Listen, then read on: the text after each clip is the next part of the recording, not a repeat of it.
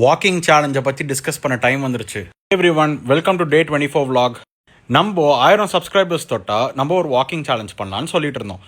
அது என்னன்னு இப்போ நான் எக்ஸ்பிளைன் பண்ணுறேன். பேசிக்கலாக இது வரைக்கும் என்னோட மேக்ஸிமம் ஸ்டெப்ஸ் இன் டே வந்துட்டு ஆல்மோஸ்ட் ஒரு 10 to 10.5K தான். ஆவரேஜாக நான் ஒரு 5000 to 6000 ஸ்டெப்ஸ் தான் பண்ணுவேன். ரொம்ப 1K ஃபாலோவர்ஸ் அடிச்சதுனால நாளைக்கு மேக்ஸிமம் என்னால் எவ்வளோ ஸ்டெப்ஸ் பண்ண முடியும் இந்த பாடி வெயிட்ல அப்படின்னு சொல்லிட்டு ஒரு எக்ஸ்பெரிமெண்ட் பண்ணலான்னு இருக்கேன். வாக்கிங் சேலஞ்ச் டேட் என்னைக்கு நான் வர vlogs சொல்கிறேன். இன்னைக்கு ஒரு செஸ்ட் டே.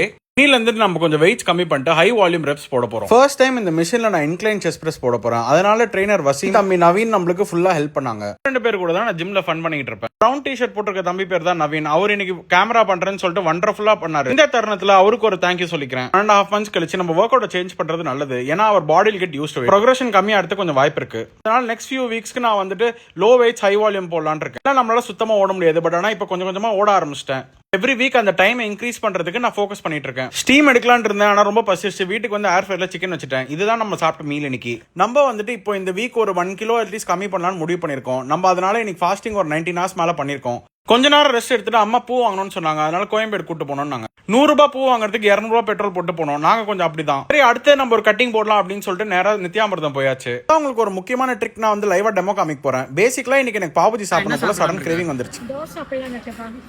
தோசை வீட்லயே சாப்பிட்டுக்கலாமா? இன்னைக்கு வந்து பாபுஜி நல்லா போட்டிருக்காங்க. பாபுஜி ட்ரை பண்ணு. சரிப்பா.